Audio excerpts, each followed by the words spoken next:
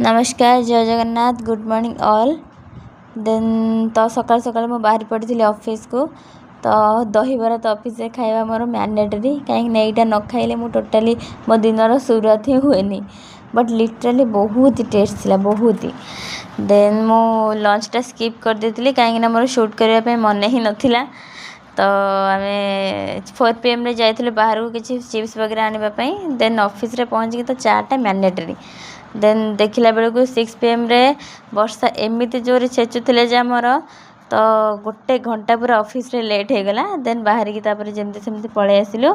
को रैपिडो वाला भी सबू कैंसल करथिले वर्षा पई केही भी एक्सेप्ट कलेनी। फाइनली जने भाई एक्सेप्ट करदेले आमे जल्दी जल्दी बसिकी पळे आसिलु ता ऑटो रे। देन तापर ये मुहरे लाइट पकोची कहीं एते अंधार होची कहीं करेन्ट कुआडे भी नहीं तो देखा जा नथिलु। देन एते गहली होची वर्षा को तो तापर आम रूम को पळे आइलु। टिके टिके वर्षा भी होउथिला मुझे डेई पार नथली पानी रे जे से वीडियो गुटे बनै दीजी। देन तापर टेक्सनारी शॉप को आसिलु रे एतिक सब सामान किना किनी कलु आम पई।